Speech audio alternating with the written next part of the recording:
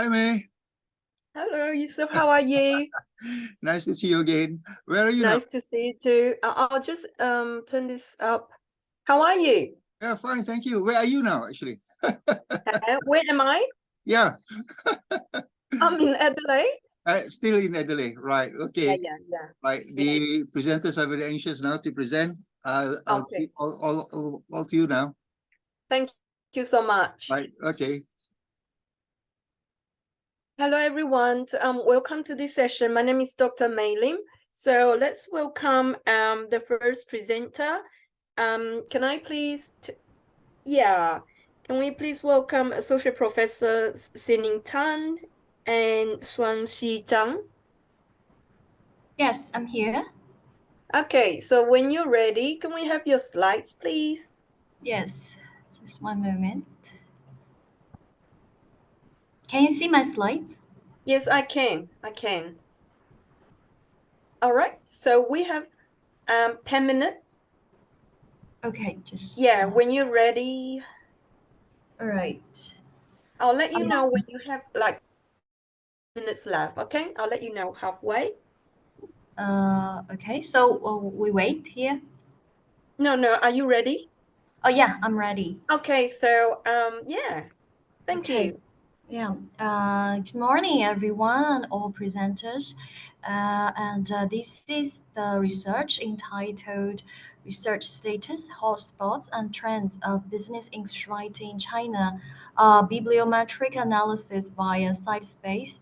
And the co-presenter is Mr. Zhang Shuangxi, and another co-author was Professor Madu. There will be 6 parts of this presentation. Let's look at the first background. With the interception of the Belt and Road Initiative in 2013, considerable progress has been made in the foreign trade field in China. However, many enterprises in China still face language barriers. And business English is considered to be the primary language in international business activities. Therefore, the Business English undergraduate program was officially established in China in 2007. And business English writing is one of the main compulsory courses aiming to improve the undergraduates' written communication skills. However, only limited review has been conducted on the BEW research and literature. And the bibliometric analysis is a quantitative method or tool to review the literature. Compared with conventional literature review, it's more objective and scientific because it can process massive amounts of bibliometric data and map or visualize the language structures. So the study aims to visualize and identify the research status, hotspots, trends in BEW in China from 1985 to 2022. As for the literature review, numerous studies have been conducted from different perspectives, including students' writing competence, textbook evaluation, and genre.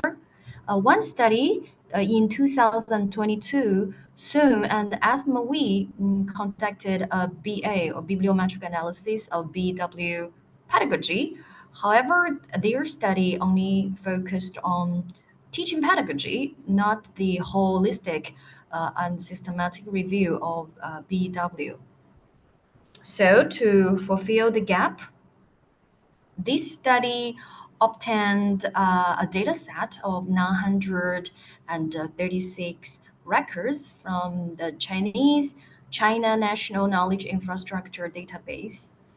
By using the software SiteSpace, The study visualized the state research status, hotspots, and trends by by using different analyzing methods. The first finding, as per the research question one, research status, the figure two presents the annual publications. We can see that from the year 2001, the number of publications increased and peaked at the year in the year of 2012 and declined thereafter. Combined with the by taking into the consideration the business English undergraduate program development in China, the researcher divided the BW literature into three stages. The embryonic stage, during this first stage, researchers began to pay attention to BW, and since China declared reform and opening up policy in 1978, more and more researchers participated in this field. And when China entered the World Trade Organization in the year 2001, the demand for business professionals has been increasing since then. Therefore, China officially established Business English undergraduate program in 2007, indicating the starting point of the prosperity stage. And more universities and colleges started offering this program, and increasing number of researchers began to publish. You have 5 minutes to go. Okay. And in 2018, China issued the national standard for the quality of BE undergraduate program. Researchers and lecturers agreed upon the teaching content. Therefore, the number is decreasing.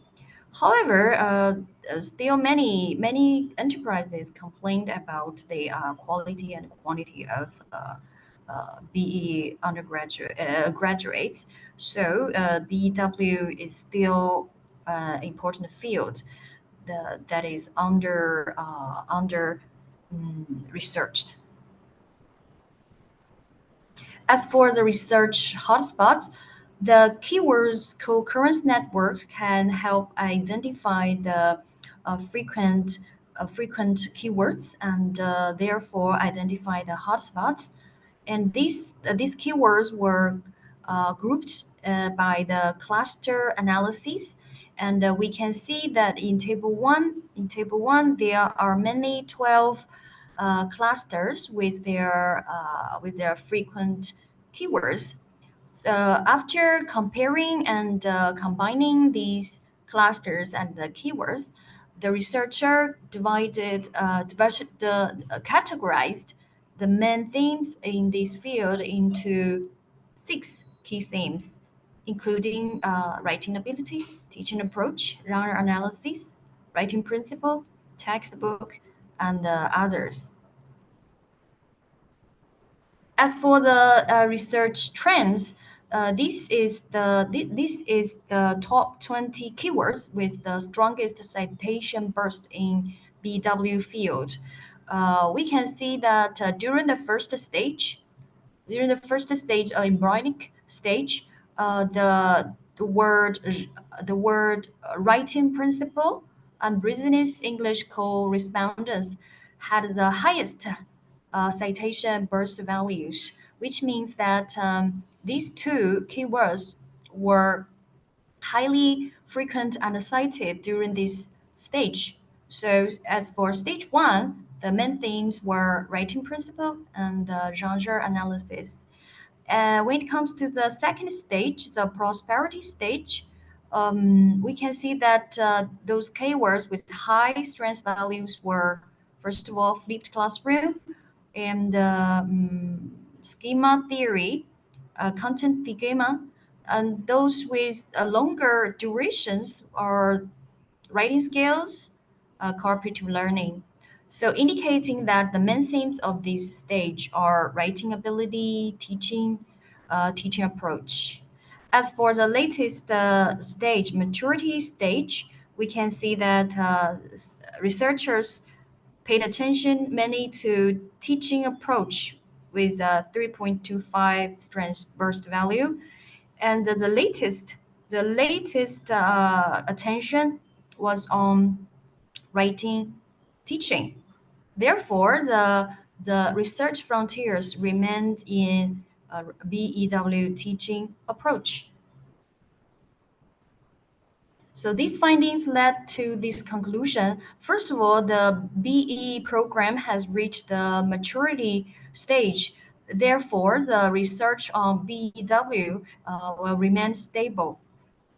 And the BW research hotspots are consistent with the historical development of BE, and the research focus has shifted from the generic features to teaching approach.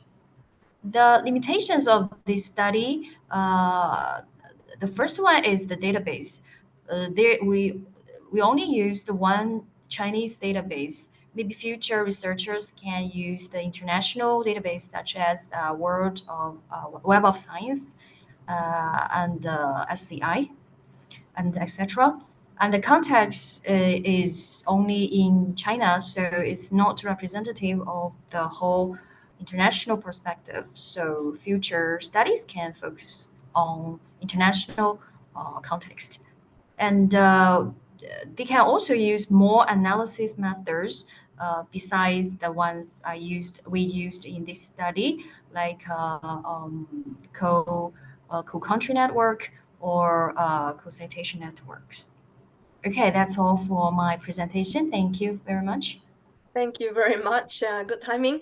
I don't have any question for you. Does anyone have any question?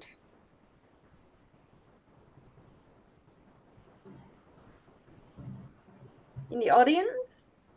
Anyone? Thank you very much Thank you. for your presentation. Let's welcome. Now we move on to the second paper, which is by Dr. Noor Hidayah Jaris. So if we can please have your presentation slides ready, that would be great. Good morning, Dr. Jaris. Melim, Are you can ready? you hear me clearly? Yeah, I can hear you. Okay. Okay, Bismillahirrahmanirrahim. Assalamualaikum warahmatullahi wabarakatuh. And very good morning to Dr. Melim, to all the participants. Salam Indonesia, salam Malaysia, and salam satu serantau. I'm Dr. Noor Hidayah Jaris from Selangor, Malaysia. Today I'm going to present on our research study with the title of Social Problem Solving Skills and Self-Efficacy Among Youth in Selangor, Malaysia. These are the names of my research team and also all the authors for my paper. I'll give an introduction on my research study. Okay, we can understand nowadays that our youth, our youngsters, they face a lot of challenges in this global modernization world. Hence, they actually need two very essential and special skills, which are problem-solving skills as well as self-efficacy. So maybe I can show the pointer here. Okay, why our youngsters? I'm sure everyone here are still young, or they have some family members are youngs. Okay, why all these youngsters and youth, they need these social problem solving skills? Because they need very special abilities and skills to analyze all the problem and decide the steps and how they can solve the problem to hinder them from having any social challenges in the future. Okay, and second thing, the importance of self-efficacy. So I will brief you on the what is self-efficacy after this. What is problem-solving skills? Okay. Problem-solving skills includes cognitive and behavior abilities when facing challenges. So we need special skills to analyze, to understand, and also to have steps and decides on how we're going to solve the problem. And if you can see here, IDEAL, IDEAL, is the first and famous model of social problem-solving skills.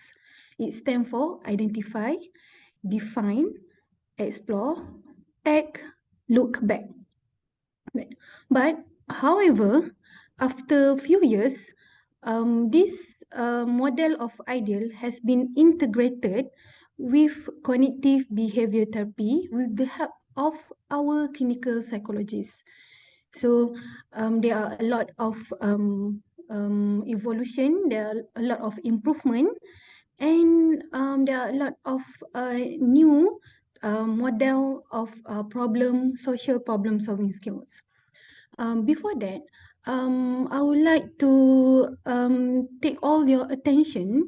I'm sure we are here from different background, from the account, business, mathematician, science, and as well as the medical and also social background. So we have a lot of problem-solving terms actually. Okay, but here I would like to highlight on the social problem-solving skill. So as I mentioned just now, I give you the definition of the social problem-solving skill. So now let's move to self-efficacy. What is self-efficacy? So in our study, we define self-efficacy as a belief in every individuals on how they can confidently execute the task, the behavior, and also the action in every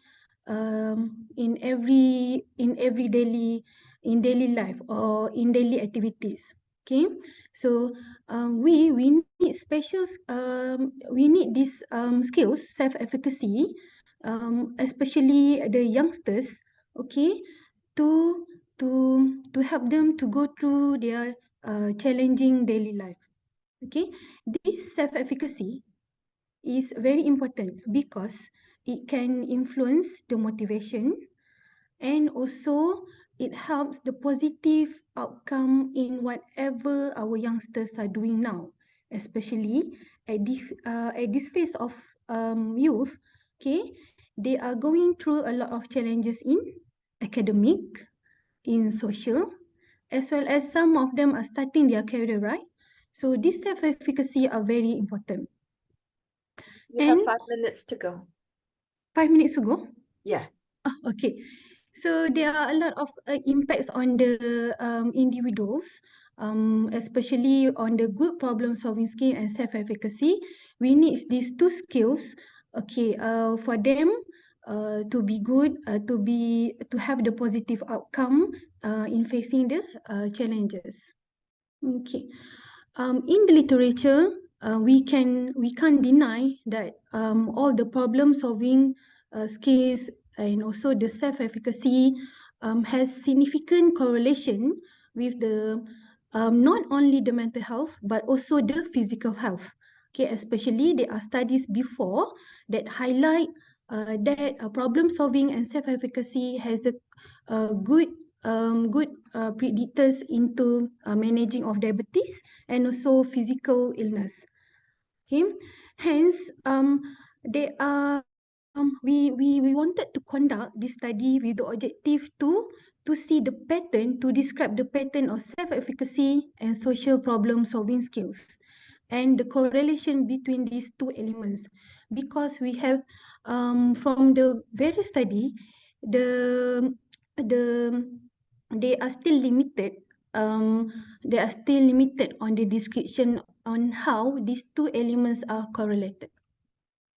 So we conducted a cross-sectional study using two questionnaire, young people social problem solving skills and also general self-efficacy. We used the Pearson correlation to analyze our research data. These are the findings. Okay, we conducted on the 89 of participants, and mostly they are youngsters from the university students, and the age range from 20 to 24 years old. Okay, we can see here that the total score for the social problem solving skills and self-efficacy are normally distributed. Okay, what I want to highlight here, please give some attention to question 5, 6, 7, 10, and 11.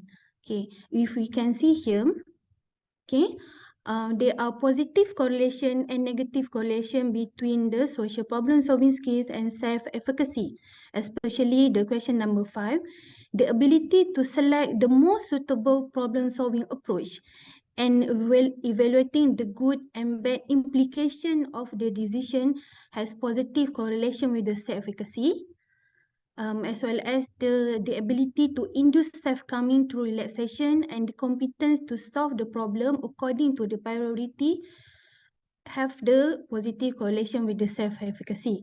However, we can see here negative correlation for the sense of being unable to resolve the problem with the self-efficacy. From this study, we could make some discussion on about the importance of having good problem solving skills, especially in analyzing, in taking into consideration the good and bad of all the steps that will be taken. Okay, all the process or disability has the positive correlation with the self-efficacy. But if someone has the sense of inability to solve the problem, it can reduce the self-efficacy and also gives others complication. So as a conclusion, we want to highlight on the social problem solving skills are actually very important, and it can amplify the self-efficacy, especially among the youth, the youngsters in our generation. And of course, it can empower this generation in every each of angle in their life, especially when they have to overcome the obstacles, reduce the social issue, and have healthier lifestyle. And of course, to improve the quality of life during this time and also in the future. So that's all from my presentation. Thank you so much. That's wonderful timing there. Now, did you talk about any is there any limitation that you can share with us about the research? Yes, we have few limitation here. Okay, this I think if you can see here, we conducted this study during semester break in the university. That's why our sample is not so we have small sample size, and also this is a very brief study. So we hope in the future our team and also other researchers can do longitudinal study and also diverse participant to be included in the future. Thank you so much. Does anyone else has any question for Dr. Jerry? In the audience? Thank you very much, Dr. Jerry. Let's move on to the third Thank you very paper. much. Let's welcome Associate Professor Dr. Salmi Razali. Hello. Good morning, Dr. Lim. Good morning. When you are ready. Let me share my screen first, yeah? Absolutely, yeah. Yes, please. Okay, good morning, everybody. I'm presenting to you the development and psychometric properties of our newly invented questionnaire, Young People Social Problem Solving Skills.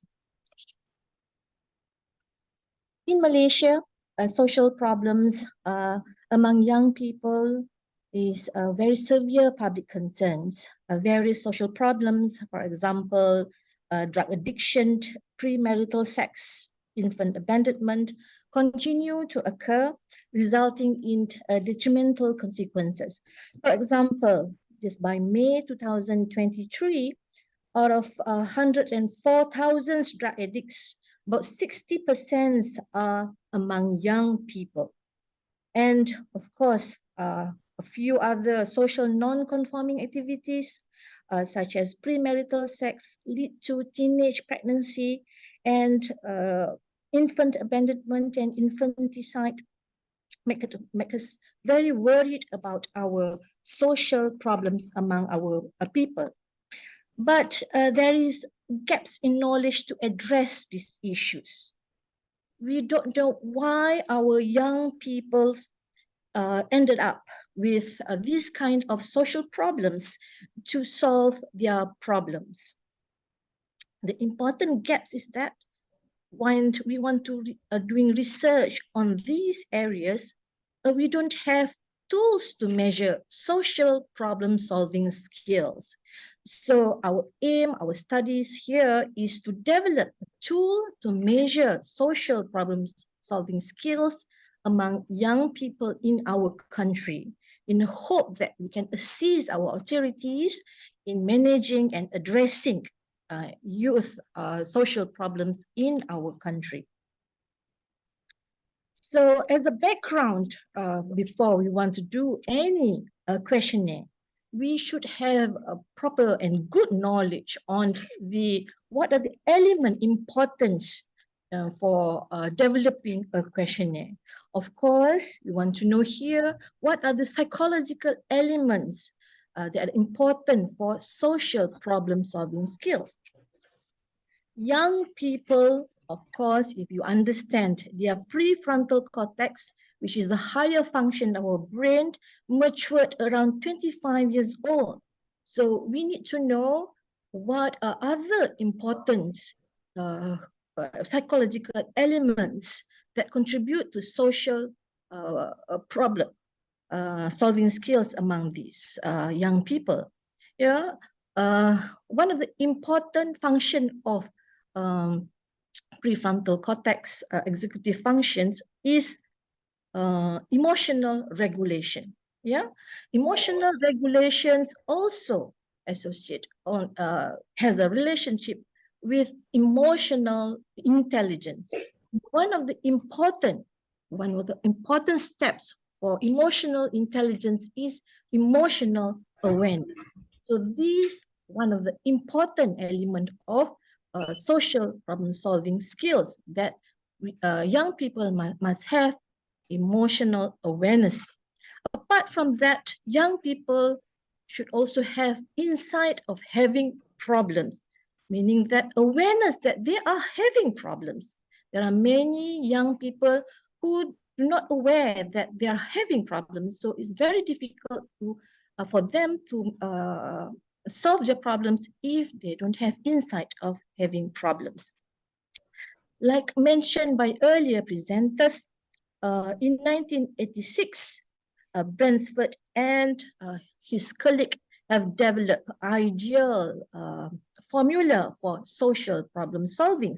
So our project here is to add on and enhance ideal formula and to create a new comprehensive formula for social problem solving skills among young people. Our preliminary works actually started a few years ago, around 2010, on our visits to several homes and shelters in Malaysia. Our philanthropy social works emphasize on ideal initially, but from our experience, there are other elements which is very, very important. Like I mentioned just now, the other important element is emotional awareness, having light that they have problems, and of course, the analysis of problems itself is very important. So, informed by our philanthropy works in shelters and homes of young people who have committed all these social problems, we enhance ideal formula with our new formula, selesai. Selesai is actually a Malay word for solve. What is a selesai? Selesai, I can translate for you. S is sedar bahawa saya ada masalah, or aware and admit that I have a problem. I have a problem. It's for S. E is elakkan stres dan lapangkan fikiran, meaning that they must have a relaxation technique to calm them first before they are trying to solve problems. Because if they You are have 4 minutes to go. if they are solving problems when they are stressed, is not going to work properly. And the other steps are the ideal formula, which is listing the problems and analyzing the good and the bad ways of solving problems. So from this selesai, we create our young people social problem solving skills. It has 14 items and assessing the question through a Likert score, 6-point Likert score. The aims of our studies, as I mentioned earlier, is to assess the psychometric properties, i.e. the reliability and the validity of our young people social problem solving skills. Using the NP ratio, the number of variables and the percentage, we have a ratio of 5:1. So in our samples calculation, we need around 70, but our studies increase a little bit the number of samples to 90, but still within the acceptable ratio. We did this by cross-sectional survey among university students aged between young people aged. To assess the reliability, we use Cronbach alpha coefficient. To assess the validity, we use the exploratory factor analysis. And to do this EFA, we call it, it is very important for us to understand that EFA is used because there is inadequate prior knowledge of how the variables are related.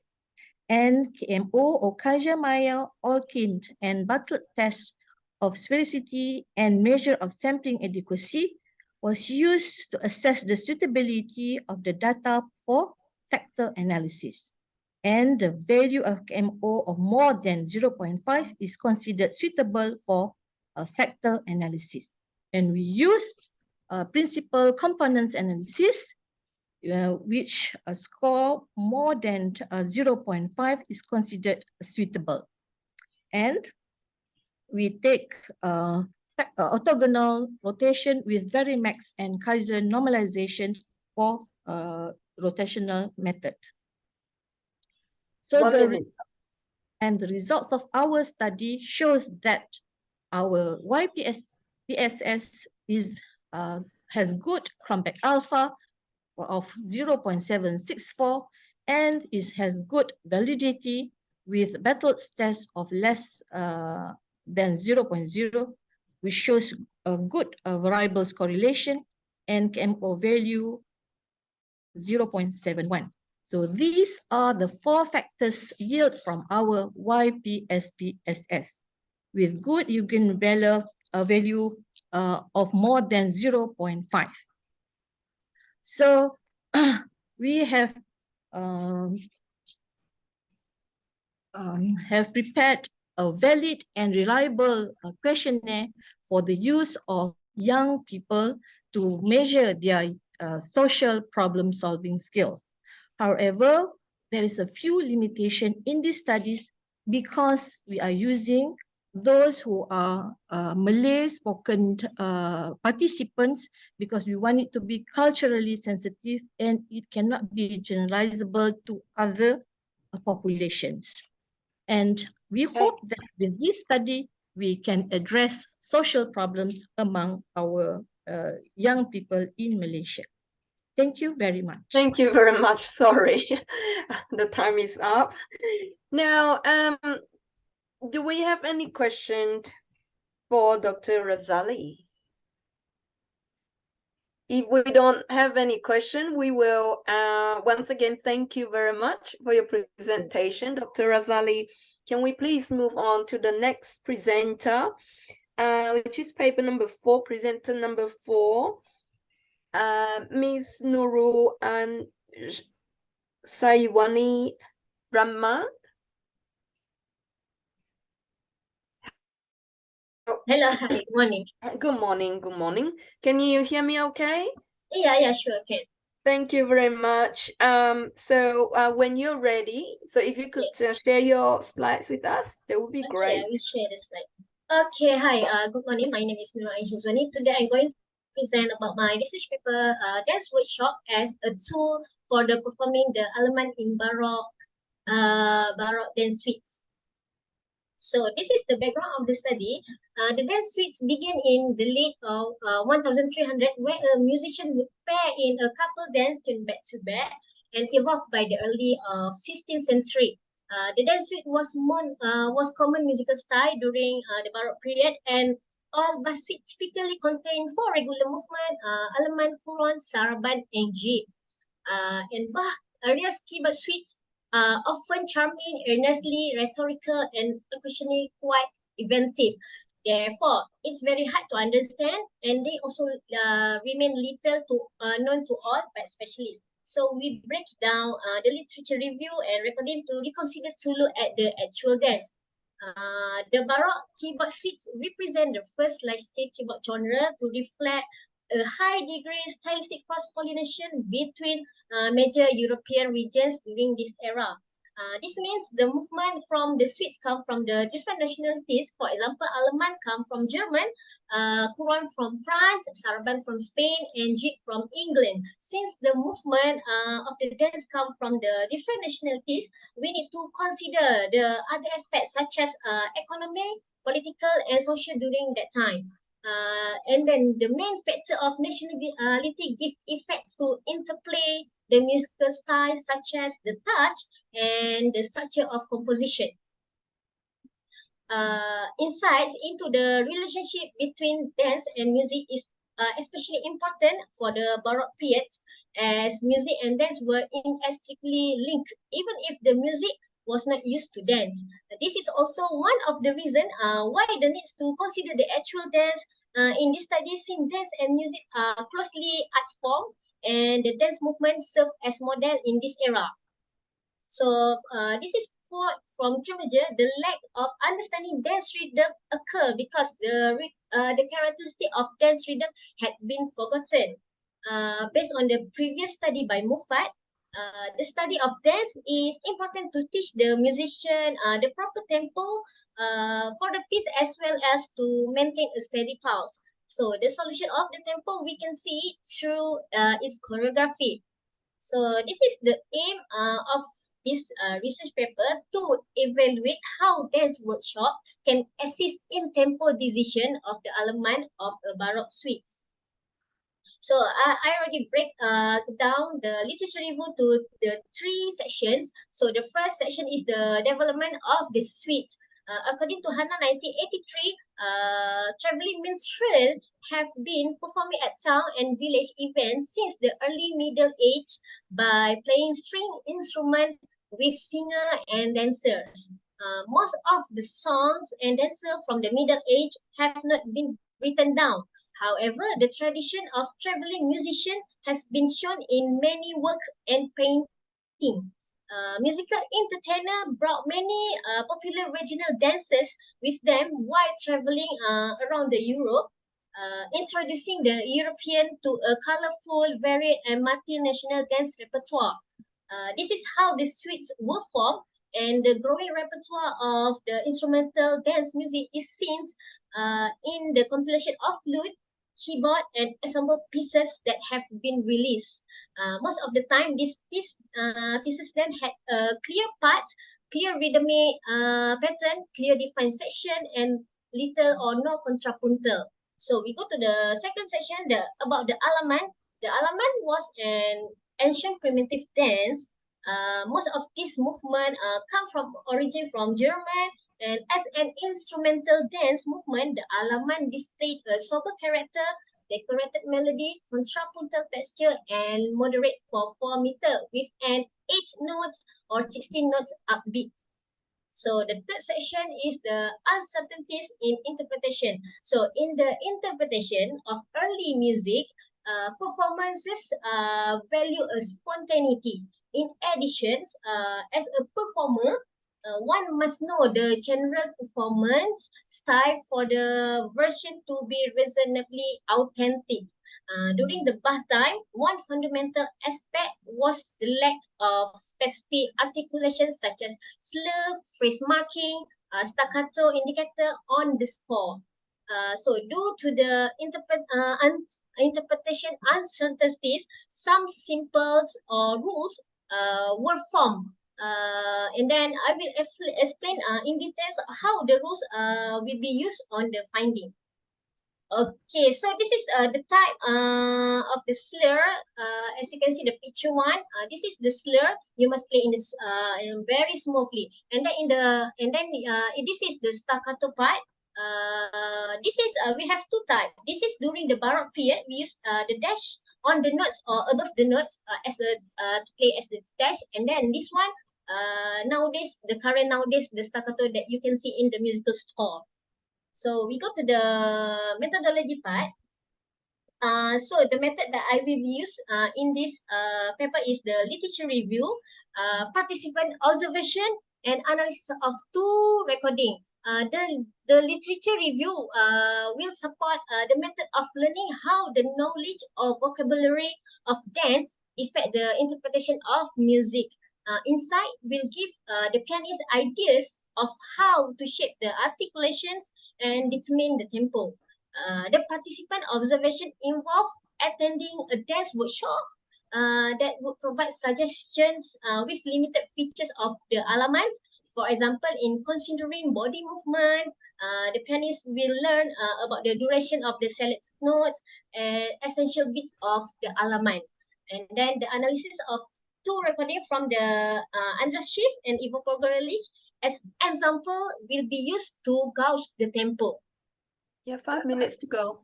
Okay, so in the workshop, so this is my finding and discussion. In the workshop, the participant or the researchers already exposed to the foundation movement of the dance, which include the basic step of Baroque dance, such as walking, moving to side, plie, the bending, and elevate, rising. The participant need to move around in the circle, counting the pulse, involving the movement of bending and rising. So participant also incorporate additional step introduced by the instructor, accompanied by the piano. And then during the demonstration, we found that one measure of the music incorporated multiple footsteps that will serve an underlying pulse to the music. So as you can see in the table here, the tempo from the Andras Schiff is 70 beats per minute, while Ivo Pogorelic 50 beats per minute, and both of the performer play in slightly pull and push of the tempo, not very meticulous. So we can from this we can suggest the tempo range between 60 to 70 beats per minute because of the alaman's movement consists more to jumping and springing dance footstep.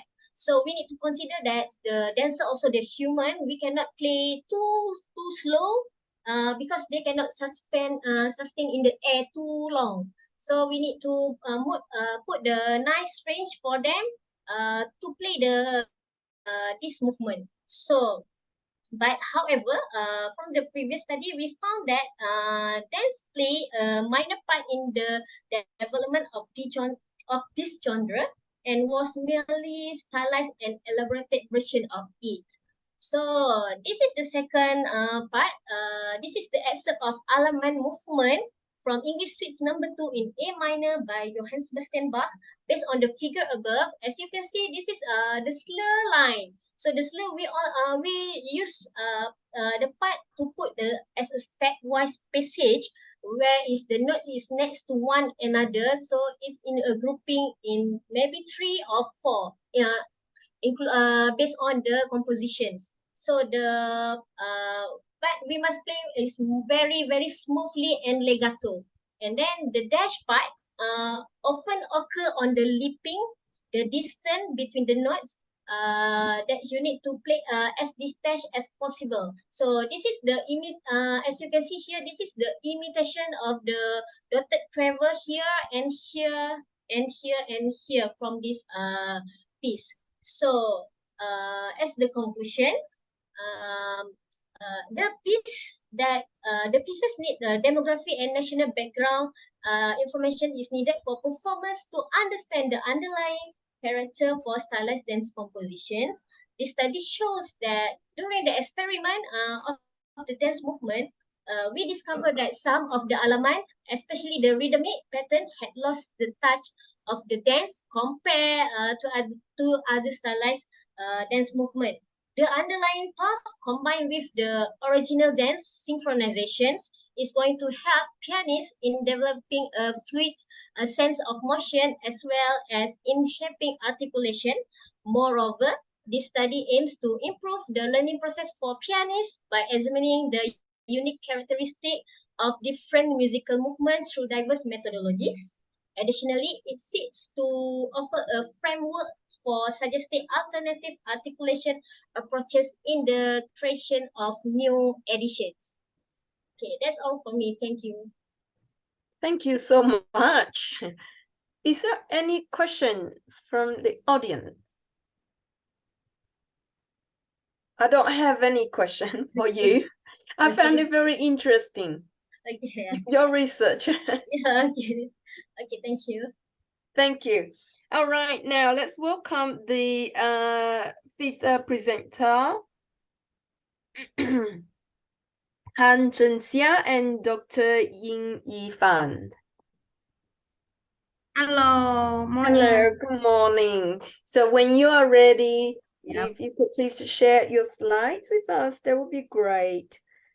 Dear host and the participants, my name is Han Zhenxia. It's my honor to be here to share my research. My research topic is measurement the determinants of student satisfaction in practical teacher training and education program in China. And I will introduce my research from the 7 aspects.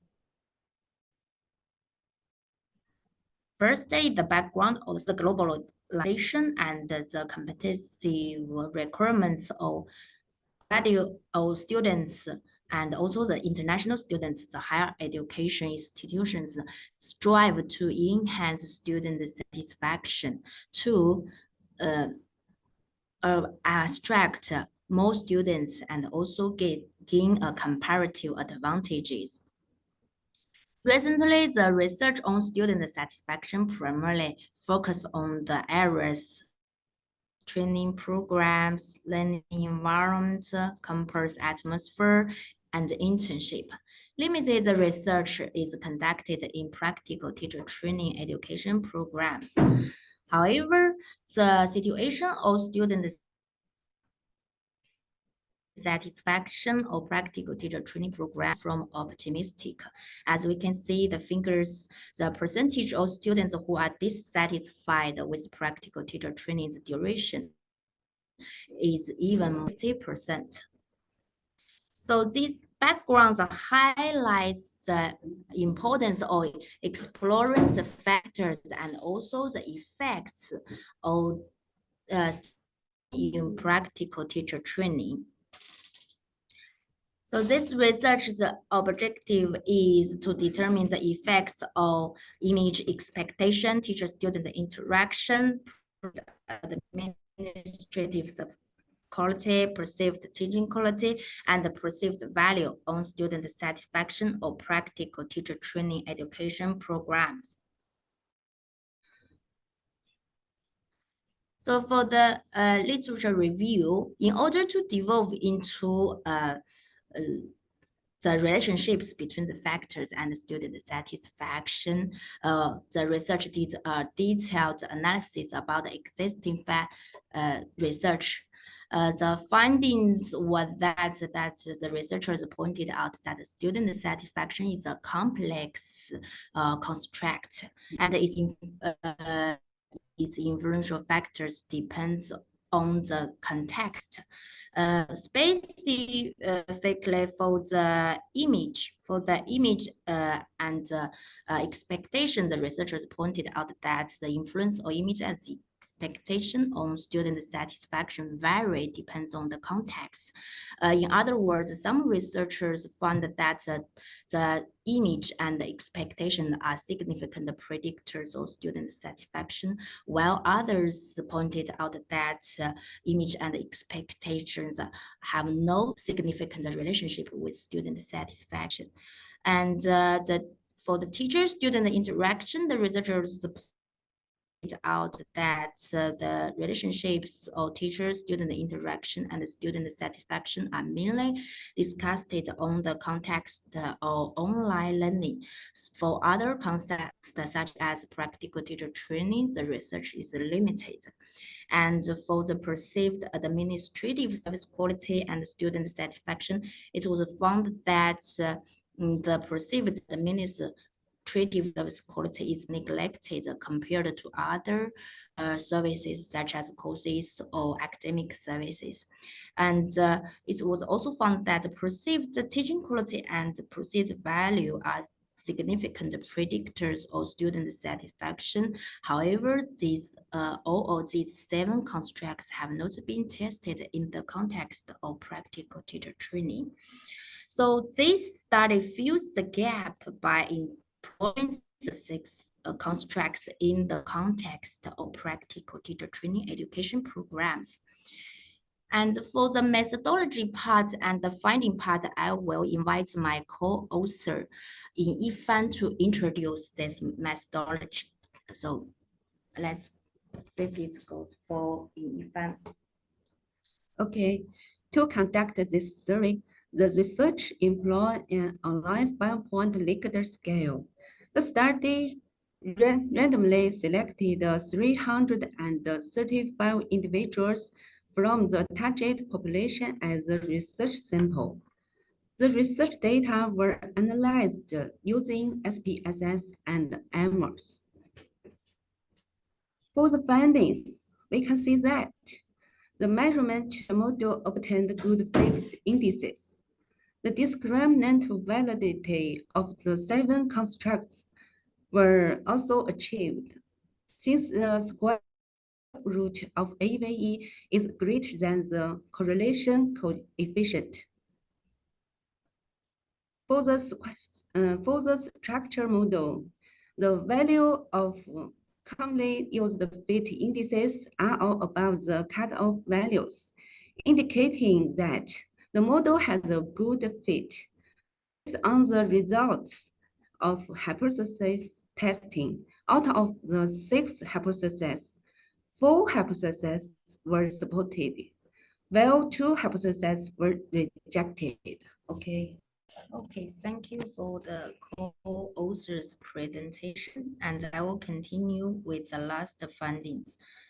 And we can see that from the study, the expectation, perceived administrative service quality, perceived teaching quality, and the perceived value are significant predictors of student satisfaction in practical teacher training. And these findings are consistent with the researchers as shown below. And also, we found that image and the teacher-student interactions are non-significant predictors. And the image, for the findings of the images effect, it is consistent with Sun's research. However, for the teacher-student interaction, the finding is inconsistent with the two and the long.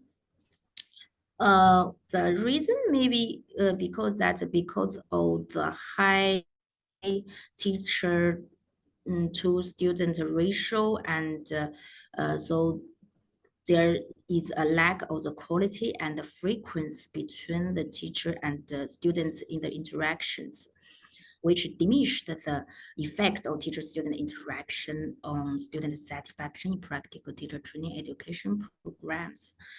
And from the findings, we recommend that the administrators can enhance student satisfaction by improving perceived value, administrative service quality, teaching quality, and student expectation. Besides that, though image and teacher and student interaction are non-significant predictors, that means that these two constructs are not important.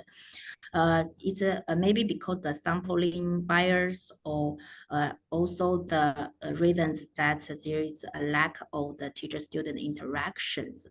So the administrators should also concentrate on these factors, and also further study should explore these factors. The limitation of this study is that it employed a quantitative method. So in the future, diverse method can be employed, like observation and interview, to have a deep understanding of the student satisfaction in practical teacher training education programs. And this research explored the factors that influence student satisfaction in practical teacher training programs. So it benefits the teaching profession and also the quality of practical teacher training program in China. That's all for my presentation. And thank you for being there, and it's free to ask questions. Hello. Hello. I have a question. What's the significance of the study? Okay, for the significance that that practical teacher training is very important in teacher preparation programs or teacher training.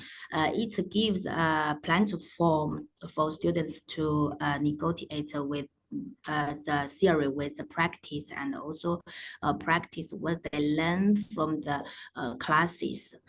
The administrators or the managers or the university and also the governments have launched them. I'm because of the internet, I just off all the line. So can you hear me now? Oh yeah, sorry.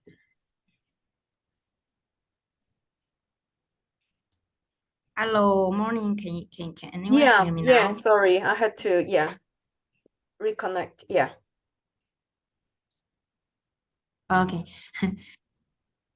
So sorry for the internet. Yeah. So can I you think hear my answers? I don't have any questions for you. Yeah, I hear the question. Is there any question?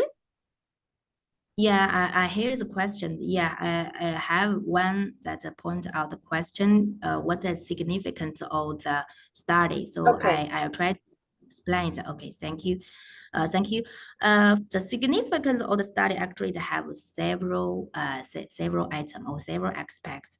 First, we know that the practical teacher training is very important for the teacher preparation programs or for the teacher training, and you know that it gives a platform for students to practice what they learn in their classes and to enhance their practical ability.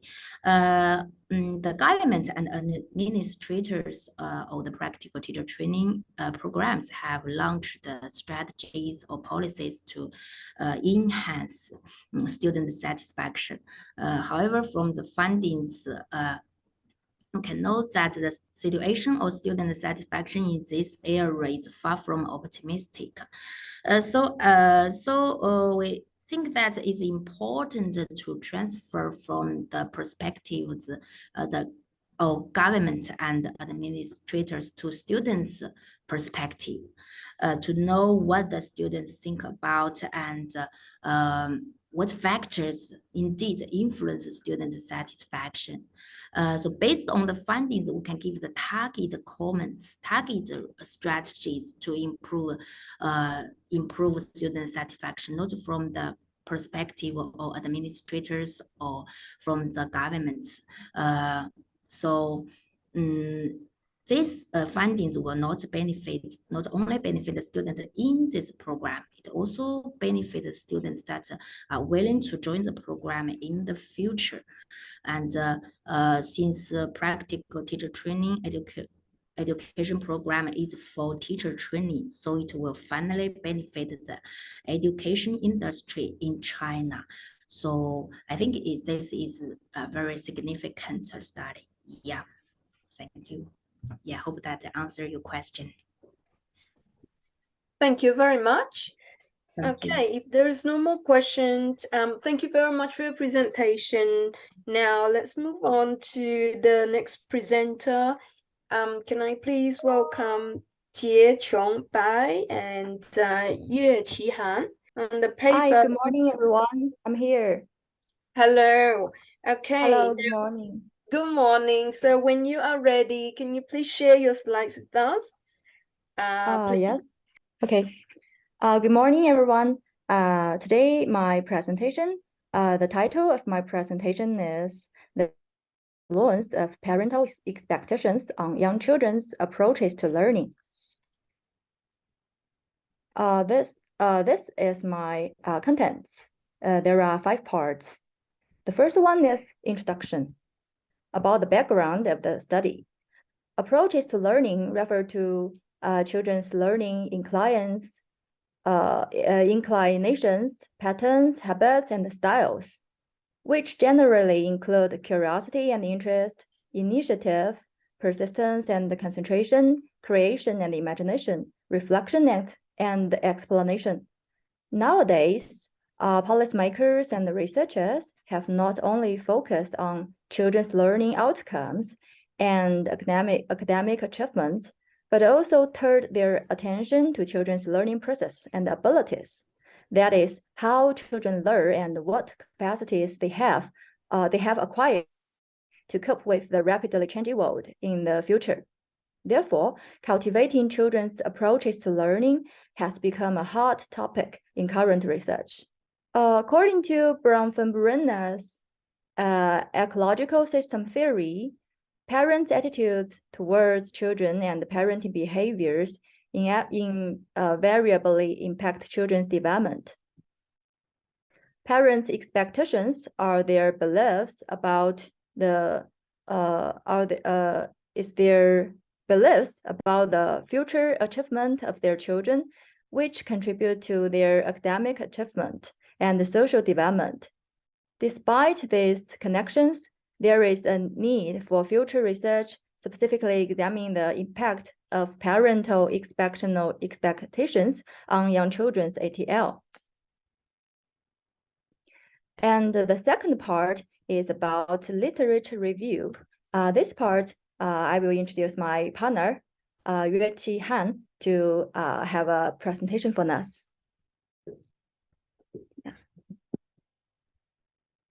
Okay, thank you, Emma. Thank you, Doctor. And I will continue. The second part is the importance of the approach of the learning, and it means ATL. ATL plays an important role in children's learning and development. According to research of the McDermott, ATL and general skills such as cognitive, motor, and social abilities are the two main factors in children's early educational success. In the early stage of children's development, ATL is a significant predictor of the school readiness in subjects like the mathematics and language. The second part is the second part is a parent know of the expectation and the children's learning and development. That is referred to the parents' judgment and the prediction of their children's future achievements relative to their goals. Okay, numbers of earlier research has demonstrations of the relationships between the higher academic performance in children's and the partner experience. Yes, this study experience of the characteristics and the extent of the children's ATL and the parental expectations, while developing into the impact of the demographic variables and parental expectations on young children's approach to learning ATL. So next part is the methodology. So Emma, continue. Okay. You have 5 Okay, minutes to go. Yeah, the third part is about methodology. In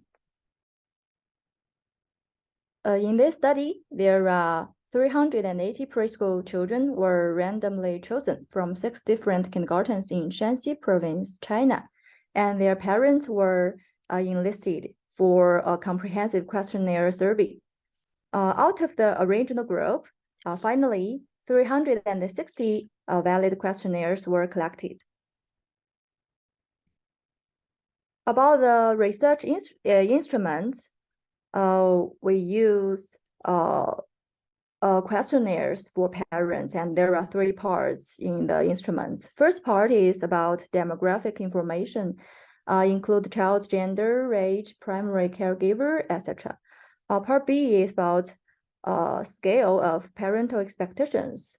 We used Chinese version of the parental expectations scale, PES, revised by Wang, which is a 5-point Likert scale. Part C is children's approaches to learning. This is also a scale, which is the evaluation scale for children's approaches to learning, ESCAL, developed by Chinese scholar Cai, which is also a 5-point Likert scale. About the findings and discussion, first one is our demographic information of respondents, and which is shown in the table 1. The second finding is about the levels of children's approaches to learning and the parental expectations. This study have showed that the ATL in preschool children aged 3 to 6 years old is in the moderate level, in line with previous research. Among various aspects of ATL, such as curiosity and interest, are the most developed in this children. This is natural, since children tend to be inherently curious, wanting to explore and show positive interest in nature and their surroundings. On the other hand, the initiative aspect was found to be less developed. This indicates that preschool children may not show enough initiative, and may not show enough enthusiasm or take proactive steps when facing challenges or demanding tasks, indicating an area that could be improved. Furthermore, the study noticed that the development of different parts of preschoolers' ATL is not even. In this study, it was observed that Chinese preschool parents, Chinese preschool parents exhibited high educational expectations. This aligns with prior research results, which suggest that Asian and particularly Chinese parents often expect more from their children. It has been found that Asian American parents generally have higher expectations than those from other ethnic backgrounds. Additionally, this study emphasizes that parents' expectations for preschoolers are broad, covering areas like learning progress, social development, independence, self-care skills, and active participation in family life. The third finding is differences in children's ATL based on their demographic variables. This study conducted a comparative analysis of children's ATL and identified significant differences in ATL based on both gender and age. Firstly, it was observed that girls generally exhibited higher ATL levels than boys, which is consistent with existing research. This suggests that boys might face relatively disadvantaged ATL development, and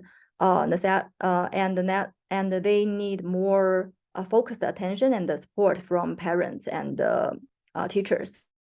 Secondly, it was found that children in higher age groups displayed greater ATL than their lower age group counterparts.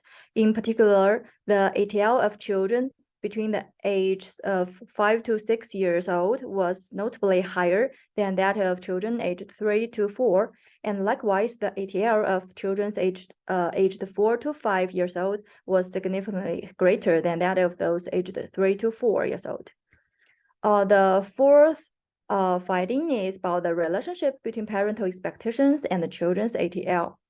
This research has identified a noteworthy and positive correlation between children's ATL and parental expectation. In simpler terms, greater expectations are linked with better development of children's ATL. Furthermore, as highlighted in table 7, sorry, the time table is 6. up. I'm sorry, the time is up. Yeah. Okay, so we're going to I have to stop there. We have to stop Okay. there. I'm so Thank you. sorry. Okay. Sorry. All right. In the audience, do you have any question? Do we have any questions?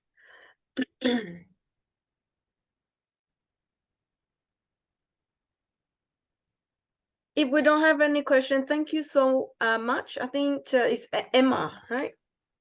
Yeah. My English. Thank you very much for your presentation. Now, can I move on to paper number 7 by Wang Tongyun? Good afternoon, everyone. My research topic is the impact of a child-friendly school campus landscape on learning and social behavior. I will introduce my research proposal from the following 6 aspects. Part 1, introduction. About the research background. Children are the largest user group involved in the campus landscape and spend much time learning and socializing in the campus environment. However, many campus landscapes aren't designed with children need and preferences in mind and need more space to interact with nature, play, explore, and develop. About research status, little research has been done on the effects of child-friendly school landscape on older children in grades 4 to 5. 5 have used qualitative methods to analyze children expresses and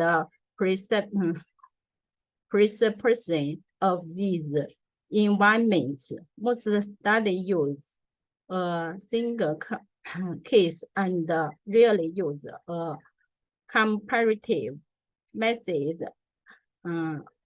Analyzes the different campaign landscape.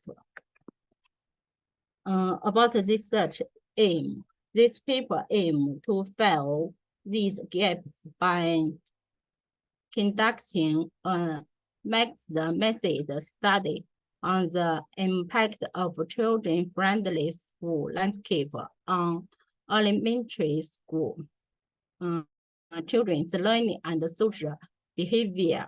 About research question, how does the child-friendly campus landscape affect children's learning and social behavior in the primary school environment? The sub-question 1. How do children perceive and experience the child-friendly campus landscape in primary school? 2. By what means does a child-friendly school landscape affect the children's academic performance and motivation in primary school? 3.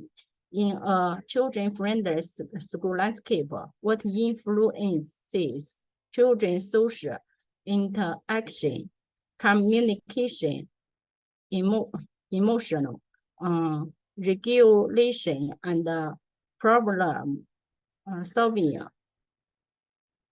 abilities in primary school? This section reviews the literature on child-friendly school landscape and their impact on children's learning and social behavior. Firstly, the paper defines the concept of a child-friendly campus landscape and points out its main features. The research has 4 themes: healthy play learning and behavior. The report analyzes strengths and weaknesses of each topic and point out a gap in the literature. About research methodology, this paper adopts a mixed research method combining quantitative and qualitative methods, which mainly includes literature review, questionnaire, survey field, reason, interview and discussion, data analysis, and description of results. You have 5 minutes to go. Yeah. About the result, the subject of this paper was about 300 children in the 1st to 6th grades of elementary school in mainland China. They were from child-friendly elementary school and traditional elementary school, respectively. Survey result, the questionnaire revealed the following major finding. There is a significant difference between the children of school A and school B in terms of their subject evaluation purposes and suggestion about the school landscape. Also, there is a significant difference in classroom learning and social behavior between the children of school A and school B.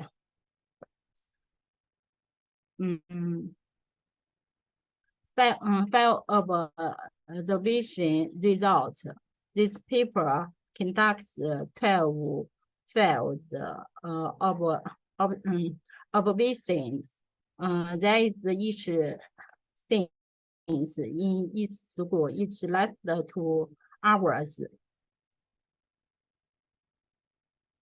The result of the interviews and the discussion revealed that significant difference was found between the children of school A and school B in terms of their value, idea, opinions, and suggestion about the school landscape.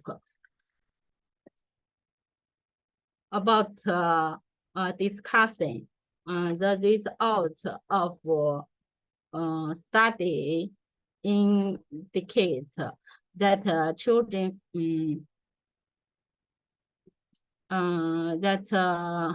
children-friendly school landscape have both positive and negative impact on children learning and social behavior. Positive impact, it can stimulate student learning motivation, strengthen learning structure, and improve learning outcomes and attitudes. Negative impact, it may cause students to lose attention, waste time, and reduce their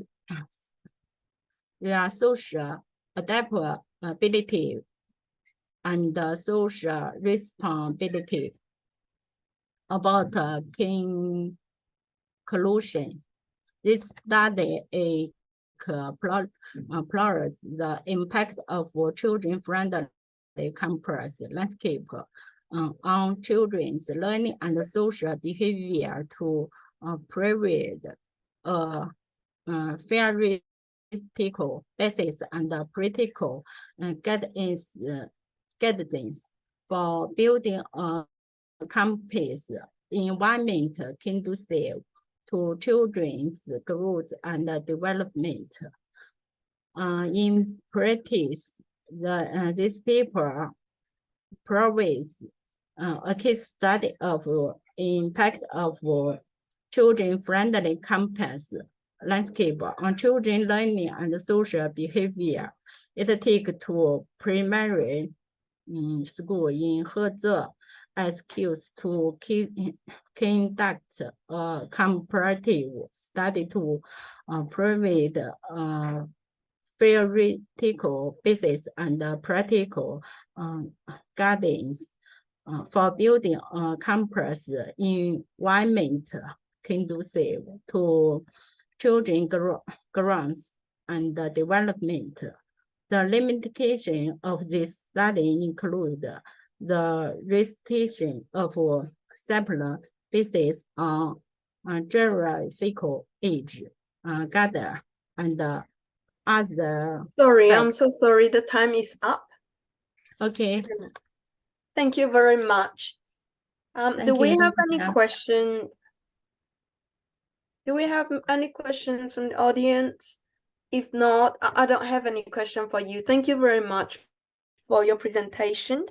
Now, please welcome Xin Furong for the next presentation. So, hello. So when you are ready, please share the slides with us. Yes. Your paper is on cultural exploration of sonship the local opera costumes and Malaysian Chinese opera costumes. How interesting. Thank you. Good afternoon, ladies and gentlemen. My name is Xing Furong from China.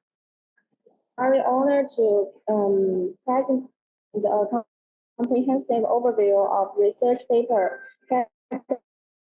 exploring the aesthetic of Shanxi local opera and Malaysian Chinese opera customers, a journey of cultural identity and inheritance. This research divided into interactive work of traditional performing art. Specifically, the costumes used in Shanxi local opera and Malaysian Chinese opera, shedding light on the rich cultural tapestry woven through this art form.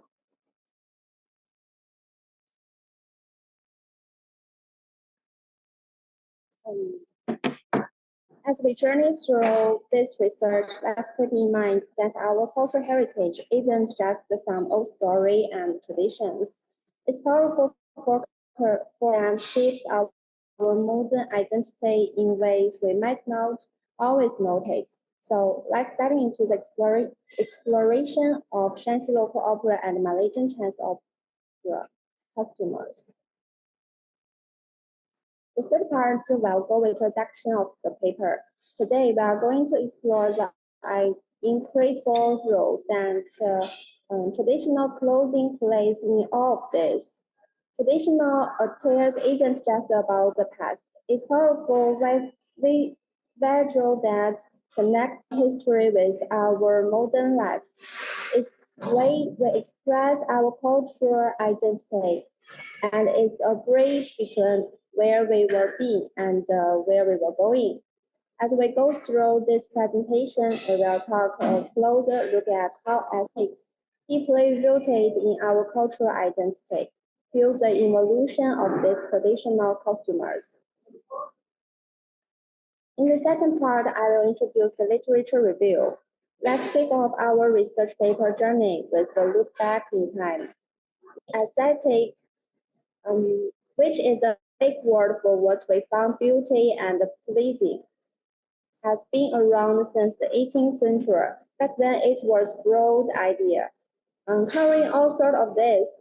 But as time passed, aesthetic kind of narrowed its focus and mainly go associated with what we found beauty in the art and the stuff.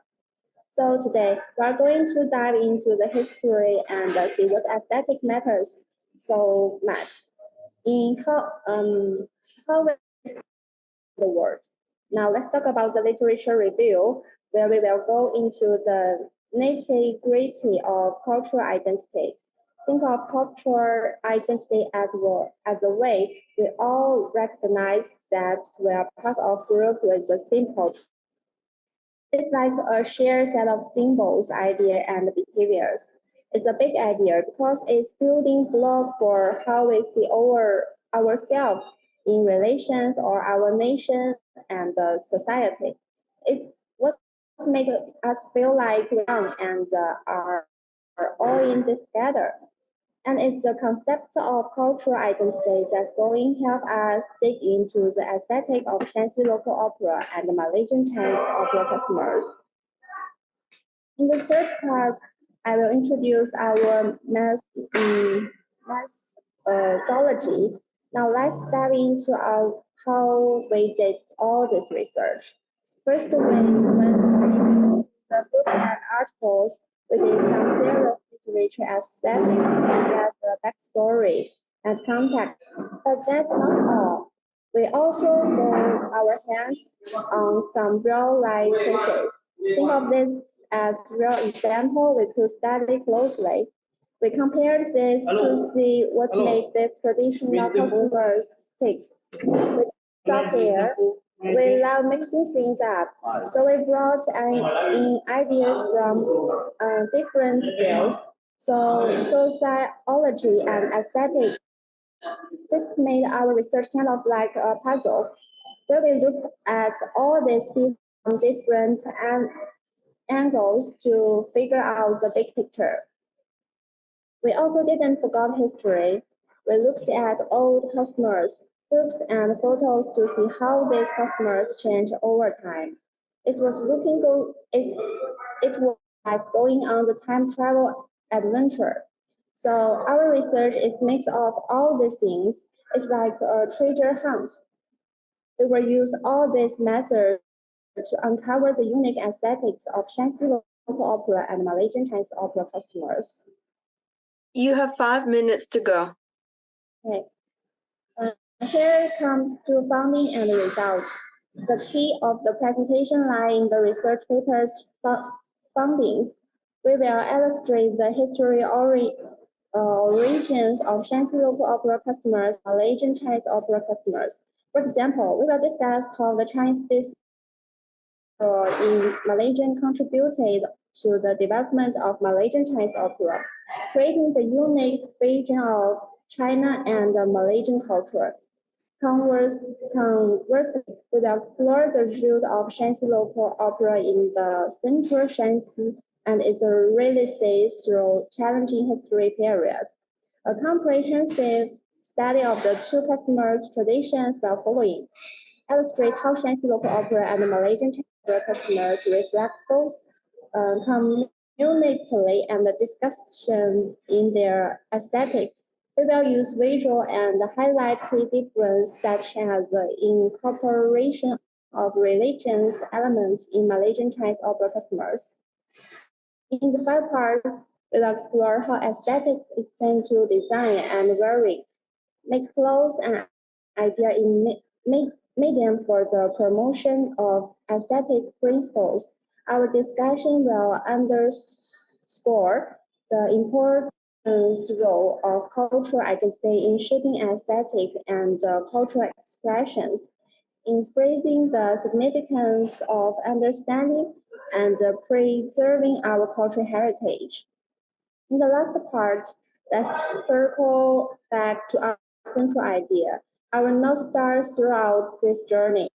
We have been talking about how cultural identity is like a root of our cool stuff we discovered about Shanxi local opera and Malaysian Chinese opera customers. I like the secret source that make these customers so unique and interesting. Now, why does all of this matter? In the world where everything and everyone is so connected, it's easy to feel like we are losing touch with our roots. But guess what? These customers are like time capsules. They hold our cultural identity and pass it on the future. They are not just pretty clothes, they are living legacy. So let's celebrate that legacy, the beautiful tapestry of our cultural heritage. Let's move into everyone's thread of these customers.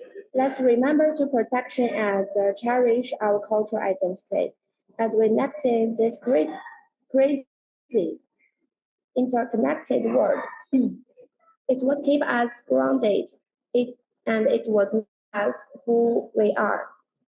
Thank you for joining us on the journey. May it inspire us all to carry our traditions forward and ensure the threads in our modern world. Thank you for your attention and welcome to question or discussion on the fascinating subject. Thank you. Thank you so much, Furong, for your presentation. Is there any questions? Do we have any questions from the audience? If not, Furong, what makes you decide to research in this area? Why I to research about this subject, the topic? I live in Shanxi, so I want to study some traditional legacy, and it's very beautiful. The clothes for girls always is very colorful, and so I'm so interested in this. Okay, because since little, I have always been fascinated by the Chinese opera.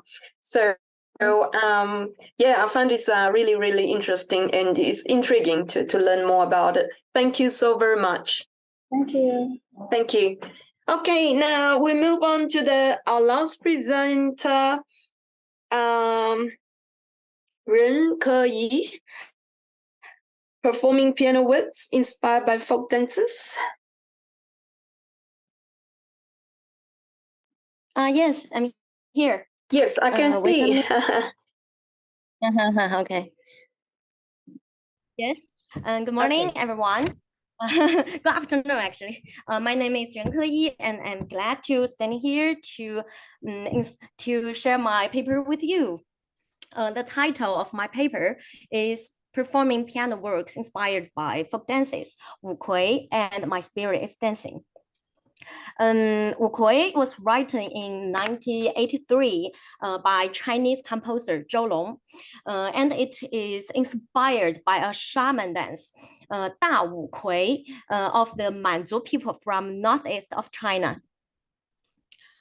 We can see the picture of this dance. You can see that there is 5 people, 5 dancers in a circle. They are wearing the masks to pretend 5 animals: eagle, rabbit, bear, tiger, and the leopard. And in the middle of the circle is the shaman. Daoke dance is a celebratory dance. It often performed when people are returning from the war and or when there is a good harvest. Performers usually wear the masks of 5 kinds of animal and imitate their movements according to the animal's habits. They are running and jumping. The scene is joyful and lively, which is also an accurate portrayal of the hunting life of the Manchu people. Okay, and in the piano work of Wu Kui, the piano as a percussion instruction gives full play to its characteristics of soldier rhythm, varied timbre, and wide range of sound to express to the movements of the 5 animals. Imitate in the dance, which is a successful attempt to combine Chinese folk dance with modern Western harmony and compositional techniques. Okay, let's see the video of the Wu Kui and just think what kind of animal this melody is trying to describe.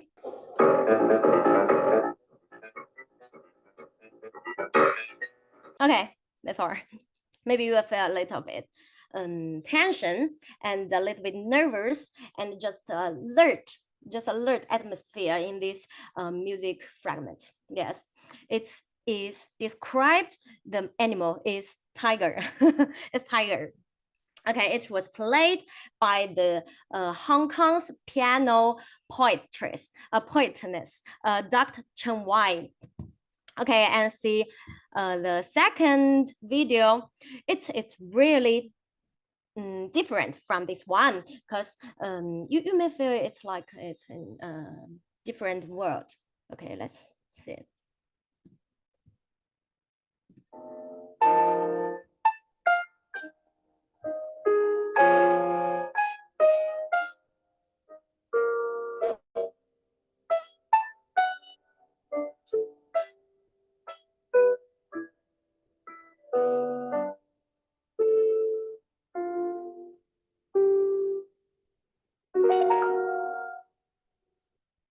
Okay, you can feel that this melody is really soft and quiet. It is like describing a gentle, a tiny animal. Yes, it is rabbit, small and gentle, right?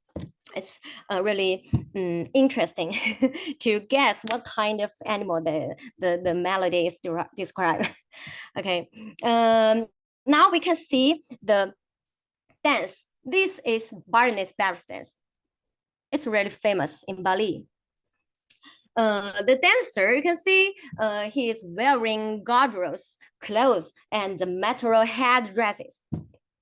Baris is one of the most important dance in Bali, and the name comes from the word barbarism.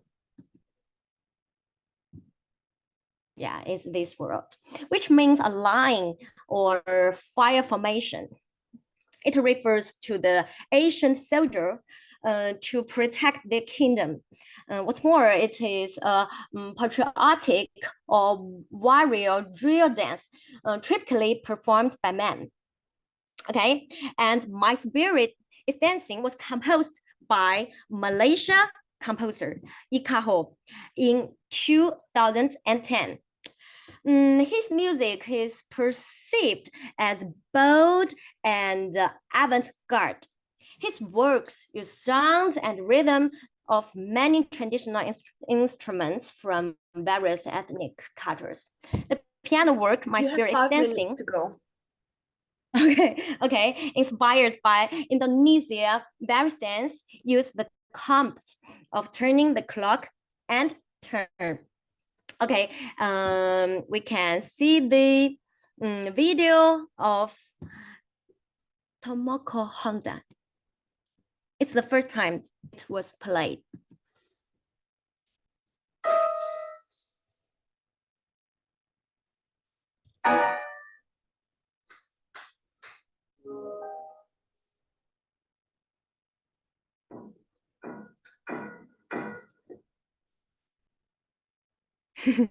Yeah, as you can see, the performance of this piece is not like the usual piano performance. The performance is like dancing, and there's a lot of body movements. Okay, in my paper, I divided the analysis into 3 parts. First is about the rhythm. It's about the rhythm, okay? And we can see 2 sample pictures of these 2 piano works. Left is My Spirit Dancing, and right is AQoL. You can see the beat changes so frequently, 4 times in 5 bars, especially when the score includes 3 lines: off key, foot, and on key. Most of the notes are concentrated in the off key section, and the on key part only 5 notes, which can lead to inaccuracy in the duration of the off key if the mental tempo is not stable. And the AQoL is the same. There is really difficult in practice. You should pay a lot of patience, and you should slow down when you first play it. Then you will play it well. Okay, and the second part is dynamics. Dynamics. You know, the dynamics is the soul of the music, so it's really important. In My Spirit is Dancing, in this picture, the volume changes from pianissimo. You can see many P, that is pianissimo, to sforzando in 3 bars. And I suggest that when we play the sforzando in section, should be played with a firm grip from both the fingers and the entire body, while emphasizing body language. And it's the same in the AQoL. You can see it changes so quickly from 3F to 3P. That means a big and huge volume change.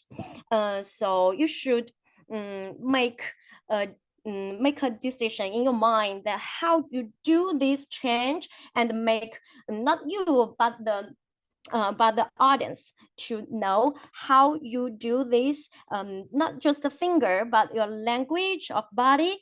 It should we consider before we play it. Okay, and the last part is innovative approach. In these 2 piece, there are some innovative ways of expressing musical writing.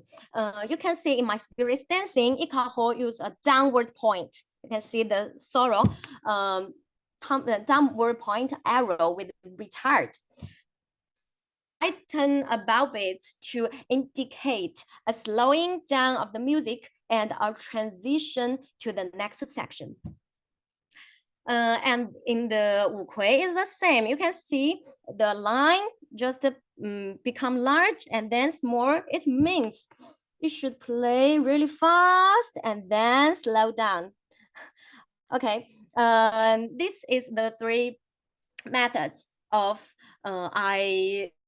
analysis in my paper. Okay, and then I will tell you my conclusion. I Sorry, understand. the time is up. 10 minutes. Okay. Yeah. Okay. Sorry, we're Thank gonna you so stop there. Okay. Okay. Thank you so much for your presentation. That was very, very interesting. Yes. Do we have any questions from the audience, please? Anyone? If we don't have any question, that concludes our session for today. So thank you everyone for having me. It's good to see you all today. Thank you, Yusuf, for having me again. Thank you. Got a prayer call. Thank you, May. Thank you and enjoy Bali. Keep in touch. Keep in touch. Bye-bye. Stay safe. Bye-bye. Bye-bye.